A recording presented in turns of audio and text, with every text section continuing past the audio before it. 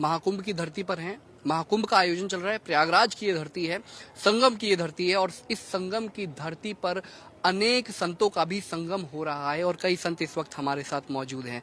प्रभु जी प्रणाम। क्या नाम है आपका? हमारा कथा व्यास आचार्य महेश भाई मिश्रा जी।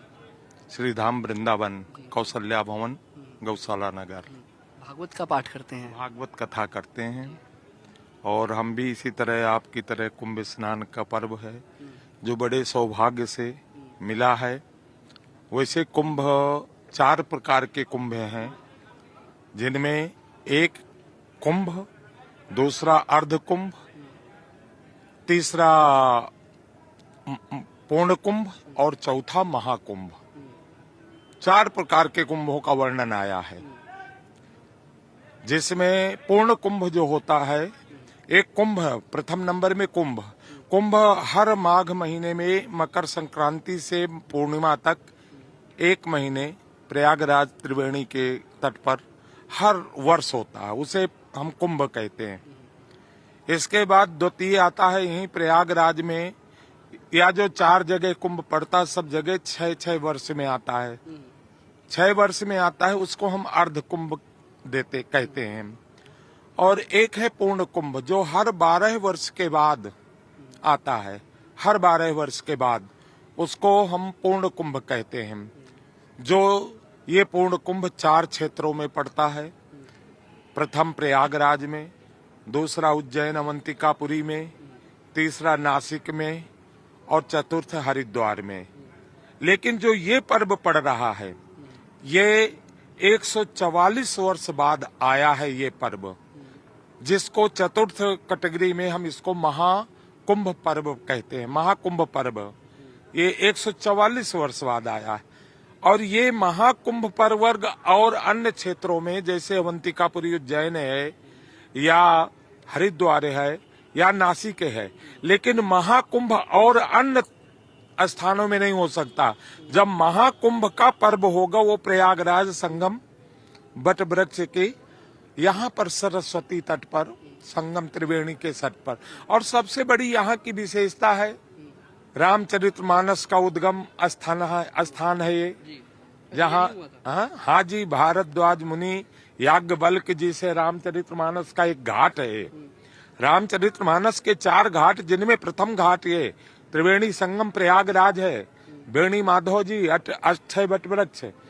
देखिए एक बहुत गुप्त रहस्य है, बहुत ही अजीब का गुप्त रहस्य है सरस्वती का। यहाँ पर ये कहा गया है कि गंगा यमुना सरस्वती का संगम है, पर कई अनेक भक्त प्रश्न कर देते हैं कि गंगा दिखाई दे रही है, यमुना के दर्शन हो रहे हैं, पर सरस्वती का दर्शन नहीं हो रहा। ये प्रश्न आता है। अब इस प्रश्न में लोग उत्तर दे देते हैं जो नहीं पुराणों का अध्ययन किए हैं या क्षेत्र को नहीं घूमना, वो उत्तर दे देते हैं कि जो यहाँ संतों की सत्संग की गंगा बह रही है सरस्वती यही है, यही सरस्वती गंगा उसे जोड़ देते हैं। लेकिन नहीं, सरस्वती वास्तविकता में है।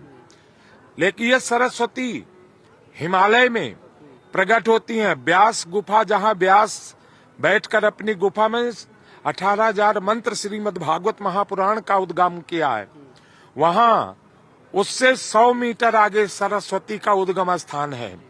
वहाँ सरस्वती प्रकट होती हैं, प्रकट होकर जाती हैं, लेकिन वहाँ से निकलती हैं व्यास के आश्रम से निकलती हुई। वहाँ पर व्यास जी का भागवत महापुराण का निर्माण कर रहे हैं और उधर गणेश जी लिख रहे हैं। व्यास जी कहते हैं हम मंत्र एक बार बोलेंगे, गणेश जी दोबारा नहीं बोलेंगे, लिखना पड़ेगा आपको।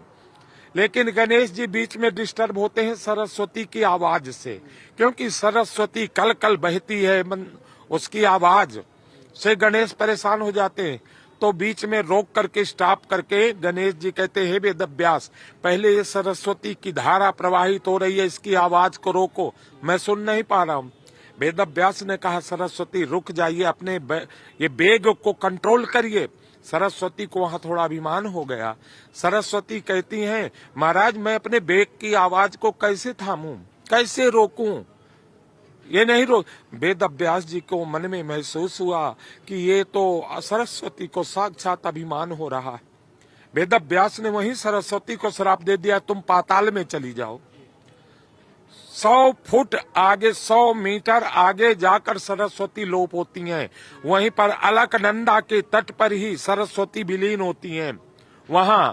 लेकिन कुछ समय के बाद वेद व्यास ने सोचा, अगर सरस्वती पाताल में चली गई, क्योंकि 7 लोकों में सबसे नीचे का लोक पाताल है, अतल वितल सुतल धरातल में पाताल सबसे अंत है, और ये सरस्वती पाताल में निवास कर लिया, तो भविष्य में लोगों का देश कैसे चलेगा, कल्याण कैसे होगा, लोगों की बुद्धि का क्या प्रकार होगा। ये सब चीजें देख करके वेद व्यास ने एक वरदान दिया, सरस्वती तुम यहाँ विलीन हो रही हो, मेरे भागवत में बाधा न बनो, पर मैं तुम्हें आशीर्वाद दे, तुम्हारा प्राकट्य प्रयागराज जमुना और गंगा जी के तट पर अक्षय बट वृक्ष, जो हमारे भारत में 5 अक्षय बट वृक्ष हैं, जिनमें प्रथम बट वृक्ष है अक्षय बट वृक्ष, जहां उनका आशीर्वाद लेने से किसी का कार्य क्षय नहीं होता। उस बट वृक्ष की जटाएं जो अतल वितल सुतल वहीं पाताल तक गई हैं, उन जड़ों में बेणी माधव के चरणों में वहां सरस्वती गंगा का पुनः मकर संक्रांति 14 जनवरी में प्रकट होता है, और वो साक्षात यहाँ पर दिखाई देती हैं, गंगा यमुना के साथ मिलकर के त्रिवेणी की धारा बनाती हैं। बोले तीर्थराज प्रयाग की। हम चित्रकूट अखिल जी अखिल भारतीय पंच निर्मोही अखाड़ा चित्रकूट स्नान किया, कैसा लगा, कैसा अनुभव? बहुत अद्भुत दिव्य, जैसा कहा जाता है कि जो है ये अमृत महाकुंभ है, और दिव्य कुंभ और भव्य कुंभ, तो वो हमको यहाँ आकर के सब कुछ देखने को मिला। सब अच्छी प्रशासन की अच्छी व्यवस्थाएं मिली, और योगी जी का, मोदी जी का भी यहाँ पर भरपूर उनका भी दृष्टिकोण रहा। सभी संत समुदाय से सुख अनुभूति हो रही है, और संगम भी स्नान किए। और आप लोगों की बड़ी अहम भूमिका है कि जो समाज को जो है, जो नहीं आ पाता है, वहाँ तक आप यहाँ का दर्शन कराते हैं, तो आप भी एक इसके कड़ी हैं। आप भी स्वामी जी, आप भी कहाँ से आए? आप? हम प्रयागराज से हैं, दीपेंद्राचार्य जी महाराज हैं। तो संगम में आपने भी डुबकी लगाई? हाँ प्रभु जी, हमने भी डुबकी लगाई 14 जनवरी को। तो अब आगे का क्या प्लान है? अब यहाँ से क्या यहीं प्रयागराज में जब तक संगम रहेगा तब तक आप भी यहीं रहेंगे? हाँ, फिर उसके बाद हम अपने श्री अनंत दास ब्रह्मांड गुरु जी के साथ चले जाएंगे अयोध्या। ठीक है, तो देखिए संतों का सानिध्य जिस तरीके से मिलता है, कोई भागवत का प्रवक्ता है, तो कोई गुरु की सेवा में शिष्य जुटा हुआ है, तो संगम का यही असूल भी है कि ये जो पापों को धोता है और असीम सुखों की प्राप्ति करवाता है। कैमरामैन रिंकू के साथ सौरभ, पंजाब केसरी टीवी।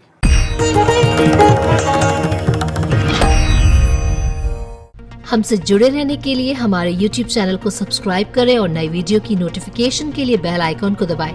अगर आप ये वीडियो Facebook पर देख रहे हैं तो लाइक जरूर करें और ज्यादा से ज्यादा शेयर करें। धन्यवाद।